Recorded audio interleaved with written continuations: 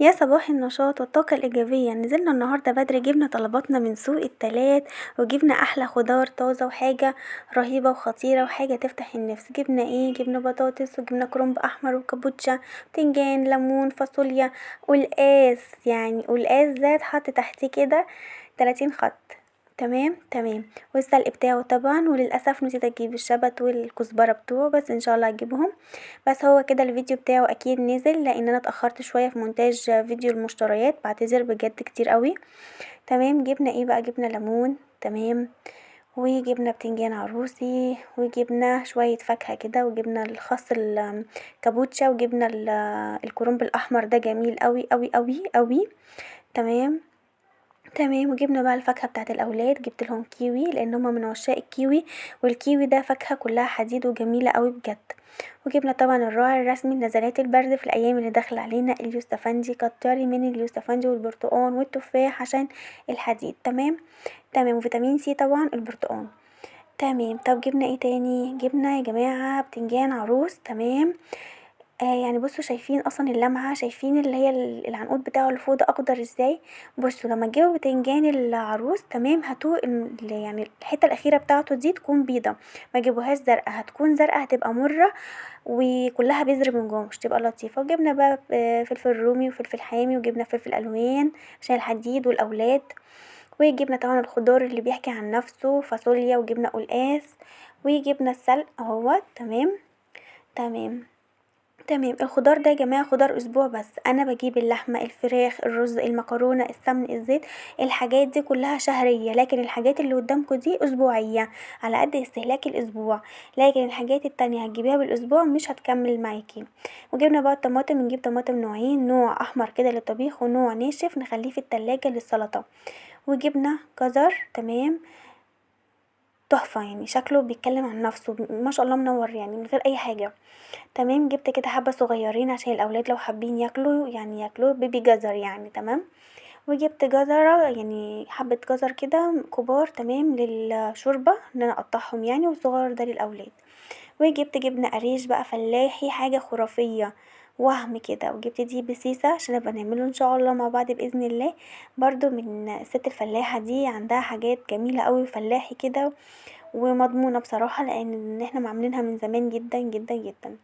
وجبت منها كمان ايه؟ جبت منها عيش مرحرح، خرافي خرافي خرافي، والريحة بتاعته والطعم حاجة تانية خالص بجد، حاجة تانية خالص. تاكليه مع الجبنة القريش كده، تحس ان انت بجد كده ايه، سافرتي كده، رحتي الأرياف وجيتي من طعم العيش الجميل وطعم الجبنة بجد اللي هي مليانة خير بجد. تمام تمام كده. يلا نشوف جبنا ايه تاني. حبيت بقى ادلع مطبخي شويه بحاجات بسيطه كده وخفيفه في سعرها، وانا فعلا محتاجاها، لان انا الحاجه اللي مش محتاجاها مش مهم خالص ان انا اجيبها، ما كركبش وخلاص عندي واصرف على الفاضي وخلاص. لا، الحاجه اللي انا محتاجاها اجيبها، مش محتاجاها ومش ضرورية مش لازم تجيبيها خالص. جبت الحلة اللي شفتوها اول حاجة دي، وجبت التلات بولات دول، لان انا كنت اما اجي اعجن واقسم العجين 3 كور بجد ما كنتش بلقى حاجة احط فيها ال3 كور، ولو كنت احط في بولة كبيرة قوي كانت بتبقى رخمة قوي قوي قوي. فجبت التلاتة دول، يعني سعرهم رمزي كلهم صراحة، سعرهم رمزي جدا. تمام تمام. وجبت بقى ايه؟ كيس المنظف ده جميل قوي، حطي منه حبة في بخاخة برضو مع شوية خل على رخامة المطبخ، والله هيخليها لك بتبرق والريحة رهيبة. وجبت القمع عشان القمع بتاعي اتكسر، جبت لونه احمر لان انا بحب الاحمر جدا. تمام. وجبت كمان الصبانة دي، لان أنا الاول كنت بحط الصابونة على رخامة المطبخ كانت بتبوش وتبوظ خالص، متبقاش لطيفة، فقررت ان انا اجيب لها صبانة. تمام تمام. نحطها بقى كده عشان نبقى نحط فيها ايه الصابونة اللي كل شوية تبوظ مننا. وجبت ايه تاني عشان ادلع مطبخي وادلع نفسي انا كمان وارفع من روحي المعنوية؟ انت اي حاجة صغيرة بتجيبيها في المطبخ او في الشقة بجد بتبقي فرحانة فيها، يعني بيها جدا جدا جدا. جبت بقى دوت اللي هو ايه، يعتبر منظمات تلاجة. انا بصراحة حبيت ده، محبيتش التاني اللي هو ليه ايد، حسيت ان هي هتبقى لخماني في التلاجة، اخاف مثلا اكون بجيب حاجة ايدي تيجي فيها تروح ايه مدمرة الدنيا. تمام. هما برضو دول شكلهم لذيذ وجميل، بس كل واحد على حسب ما هو هيحب. انا حبيت اجيب النوع دوت، كل واحد وراحته. تمام. طب احنا هنعمل ايه هنا؟ هنحط الجبنة في الحلة الجميلة دي، ونحط ايه، واحدة واحدة كده وبالراحة، لان الجبنة في الشتا بتبقى جميلة كده وكلها خير وطرية جدا، عكس الصيف خالص بتبقى ناشفة قوي ومش لطيفة. انا شخصيا ما بجيبهاش في الصيف خالص، جبنة القريش بس يعني في الشتا وبس. دلوقتي معايا كاتل فيه مية، كنت غلياها وسبتها بردت خالص خالص خالص زي ما تكون نازلة من الحنفية عادي، واحط عليها يعني احطها على الجبنة القريش. الجبنة دي كده يعتبر يعني اسفة المية دي كده، دي يعني دي كده الحاجة الحافظة اللي هتحفظ لي الجبنة من اي ريم يحصل من فوق. دي الست هي اللي قالت لي عليها، لان انا الاول كنت بحط ميه من الحنفيه عادي كانت مبتبقاش لطيفه خالص. هنا انا رصيت خلاص الخضار، يعني رصيت اول سبت اهو من الخضار، وهرص التاني في المنظم بتاعي. تمام. بجد جميل وبياخد كمية خضار محترمة، ووسع التلاجة جدا. الاول كانت بتبقى رخمة وتضيق من اقل حاجة، بجد بقت واسعة وجميلة ولطيفة، وشكلها بقى احسن من الاول بكتير. تمام. انصحك بجد تجيبيه، بجد هينظم التلاجة قوي. انا كنت معترضة عليه الاول، بس بجد بعد ما جبته وجربته، لا انا ندمت ان انا ما جبتهوش من بدري. ده القلقاس بقى عشان ايه ان شاء الله كده نطبخه مع بعض. واكيد اكيد زمان الفيديو بتاعه خلاص نزل. وبرده فاصوليا والبطاطس كل ده هيترص في مكانه. دول بقى عندي طبقين مكسورين، انا مرضتش ارميهم، بستعملهم في ايه، في الطماطم. بحط مثلا الطماطم الناشفه في لون والطماطم الطريه في لون، وطول الاسبوع بستعمل منهم هما الاتنين. الطريه طبعا لطبيخ، والناشفه للسلطات وتقطيع جنب فول طعميه الكلام ده كله.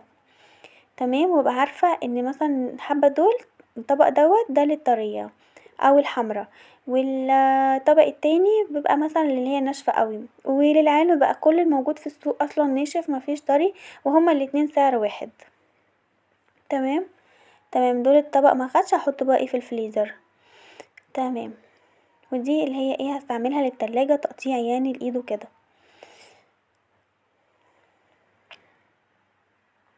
ده بقى السبت اللي بحط فيه الفاكهة بتاعتي، لان انا ما بدخلش الفاكهه التلاجة في الفتره دي بالذات، لانها بتبقى الجو لوحده اصلا واخد درجه التلاجة، فلو ساعت اكتر من كده ما بتبقاش لطيفه، والاولاد ما بيرضوش ياكلوها، وانا شخصيا ما برضاش اكلها. بتبقى ساقعه قوي في الفتره دي، وبغطيها بفوطه علشان ما تربيش هاموش في المطبخ، والحاجات اللي بتطير دي تبقاش لطيفه خالص. فانتي غطي الفاكهه عشان ما تعملش ريحه وتلم عليها اللي هي ذبابات الفاكهه والهاموش والكلام ده كله. ده الكيوي لقيته ناشف شويه محتاج سوا شويه، رحت لفاه في فوطه مطبخ وهسيبه على جنب. تمام. بعد كده بقى جبت السلق بتاعي احطه في شنطة عادية، لان انا تاني يوم هعمله. وكان جنب الكتاب بتاع بنتي كنت بمليها عادي خالص زي اي ام مصرية. وهنا بقى ايه التلاجة بتاعتي اللي من الاسبوع للاسبوع مفروض تتعمل، يعني حاجة صعب صعب صعب صعب. تمام. دي كده كان بقالها اسبوع ما اتعملتش، مع العلم ان هي الاسبوع ده كله كانت بايظة. تمام. بتخلي الخضار يبقى زيه زي ما يكون في الفريزر، فكان كل الخضار يعني يتلج ويبقى يفك يتلج ويفك، لان انا مكنتش لاقي قطعه الغيار بتاعتها اللي كانت عايزاها، فكانت بتبوظ لي الخضار كله، فبالتالي الخضار عمل حاجات كده. انا دلوقتي غسلتها بالسلكه والصابون، وعملتها طبعا اول حاجه القماشه شلت الصابون خالص، بعد كده جبت بقى ايه الجردل، وجبت فوطه، وهجيب ايه تاني، هجيب فانيليا همسح بيها ايه التلاجة. ده كده الفينش الاخير. لكن الفينش الاول البداية بتاعتي كانت الاول السلكة والصابون، وبعد كده جبت اي فوطة بتاعتي مش عايزاها وشلت الصابون كله مرة واحدة، وبعد كده هو شطفتها تاني، وبعد كده جبت جردل ومية وفي سنة فانيليا عشان اخلي ريحة التلاجة حلوة، وشطفتها الشطفة الاخيرة.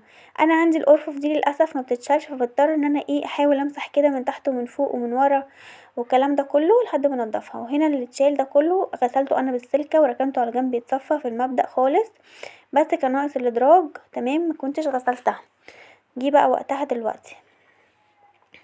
تمام. تمام. وهسيبهم برضو يتصفوا على ما اشوف الباقي. تمام. انا هنا بقى هحاول ايه هركب تاني الحاجات دي مكانها في التلاجة. تمام. في واحدة كده كانت معصلجة معايا جدا ما كانش عايز تركب، بس الحمد لله ربنا كرم في الاخر يعني وركبت مكانها تاني. وهنا بقى الرف الاخير هو ده الوحيد اللي عرفت اخلعه من مكانه وغسلته. دول من ساعة ما اتجوزت ومش ابدا مش عايزين يخرجوا ابدا من مكانهم. ده الدرج اللي بشيل فيه كل حاجات الحلويات بتاعتي اللي انا بعملها. تمام. شايله كل حاجه الحلويات كده في درج. ولو الدرج ده مش مكفي بحط كده ايه في الارفف اللي بره. تمام عادي ماشي الحال يعني. تمام. وادي الدرج التاني. التلاجة بقت صراحة حاجة جميلة قوي.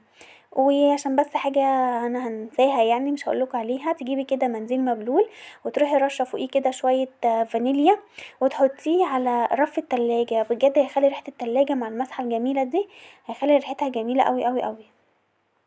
تمام. انا بجيب خضاري وبروح ايه مسحه التلاجة قبل ما ارص الخضار خالص. امسح التلاجة كده وانضفها النظافه دي بحيث ايه تفضل الاسبوع بحاله نضيفه النظافه دي. تمام. هنا حبة خضرة كانوا باقيين، هنا القلقاس والفاصوليا اللي انا هعملهم مرضتش بقى افضيهم في حاجة تاني. هنا البيض اصفر ليه لان انا جبت الكرتونة واتكسرت ولحقت اللي لحقته. الحمد لله على كل شيء، كل شيء فداهم ربنا يخليهم لنا. ده كان روتيني يوم التلات، تنظيف التلاجة واجيب الخضار وارصه على نظافة. لو عجبك الفيديو حطي لايك، لو جديدة اعملي اشتراك عشان يوصلك مني كل جديد.